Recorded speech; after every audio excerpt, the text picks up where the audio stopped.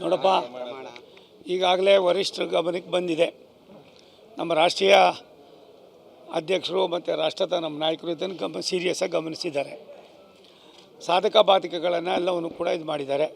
C T Ravi ಅವರೇನೋ ಒಂದು report ಕೊಟ್ಟಿದ್ದಾರೆ, ಇಲ್ಲೋ ನಂಗೆ ಗೊತ್ತಿಲ್ಲ.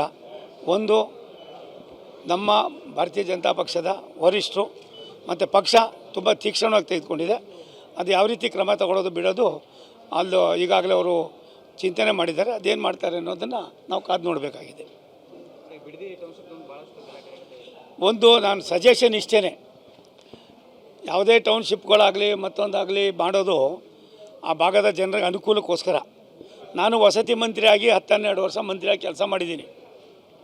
ನಾನು ಶಿವಕುಮಾರ್ ಅವರಿಗೆ, ರಾಜ್ಯದ ಮುಖ್ಯಮಂತ್ರಿಗಳಿಗೆ ವಿನಂತಿ ಮಾಡ್ತೀನಿ, ವಸತಿಯನ್ನು ಕೂಡ ನಿಮ್ಮ ಕೈಲೇ ಇದೆ. ಒಂದು ಸಾರಿ ನೀವು ಸೂರ್ಯನಗರ 1, 2, 3, 4 ಫೇಸ್ಗಳನ್ನು ಮಾಡಿದ್ದೀವಿ. ಸುಮಾರು 4ನೇ ಫೇಸು 2,000 ಎಕರೆಯನ್ನು ಒಬ್ಬ ರೈತ ಒಂದಿನ ಕೂಡ ರೋಡಿಗೆ ಬರ್ದಾಗೆ ಮಾಡಿ ಅದೆಲ್ಲವನ್ನು ಕೂಡ ನಾವು ಮಾಡಿದ್ವಿ.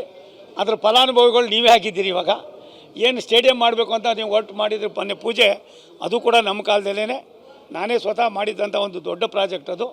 ಅಂತ ಮಾಡುವಾಗ ಯಾವುದೇ ರೈತರಿಗಾಗಲಿ ಈ ಪರಿಸ್ಥಿತಿಯನ್ನು ಅರ್ಥ ಮಾಡಿಕೊಂಡು ಏನು ಜನ ಬೇಡ ಅಂದಾಗ ನಾವು ಇನ್ನೊಂದು 10 ಕಿಲೋಮೀಟ್ರ್ ಮುಂದಕ್ಕೆ ಹೋದ ತೊಡೆದೇನಲ್ಲ.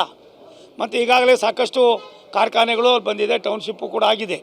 ಆ ಟೌನ್ಶಿಪ್ಪನ್ನು ಬೈರಮಂಗಲ ಕೆರೆ ದೇಶಿಗೆ ಗೊತ್ತಿದೆ, ಬೆಂಗಳೂರಿನ ಎಲ್ಲ ಗಲೀಜು ಕೂಡ ಅಲ್ಲೇ ಹೋಗೋದು. ಅದಾದಮೇಲೆ ಕನಕಪುರ, ನಾನು ಕೂಡ ಕನಕಪುರದವರೇ.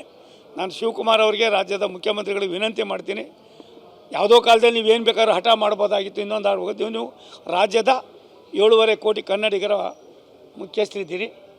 ಅದನ್ನು ಬಿಟ್ಟು ಅಲ್ಲಿಯೇ ವಾಸ್ತವಾಂಶವನ್ನು ಮಾಹಿತಿಯನ್ನು ತರಿಸ್ಕೊಂಡು ನೀವು ಯಾವುದೋ ಒಂದಕ್ಕೆ ಜೋತು ಬಿಟ್ಟು ನೀವು ಮಾಡಬೇಕಾದ ಅನೇಕ ಯೋಜನೆಗಳನ್ನು ಪೇಪರ್ನಲ್ಲಿ ಹೇಳ್ತಾ ಇರ್ತೀರಿ, ನಾನು ಅದು ಮಾಡ್ತೀನಿ ಇದು ಮಾಡ್ತೀನಿ ಅಂತ.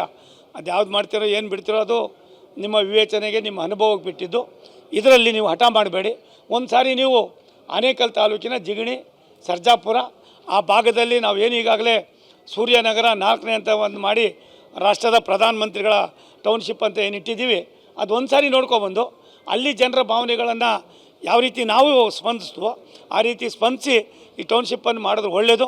ಅದಿಲ್ಲ ಅಂದರೆ ಅದನ್ನು ಕೈ ಬಿಟ್ಟು ಇನ್ನೊಂದು ಕಡೆ ಟೌನ್ಶಿಪ್ ಮಾಡೋದು ನಿಮ್ಗೆ ಒಳ್ಳೆಯದು.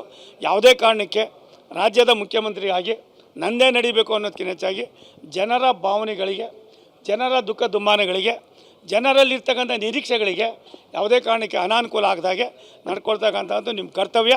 ದಯವಿಟ್ಟು ನೀವು ಅದನ್ನು ಮಾಡ್ತೀರಾ ಅಂತ ನಾನು ನಿರೀಕ್ಷೆ ಮಾಡ್ತೀನಿ.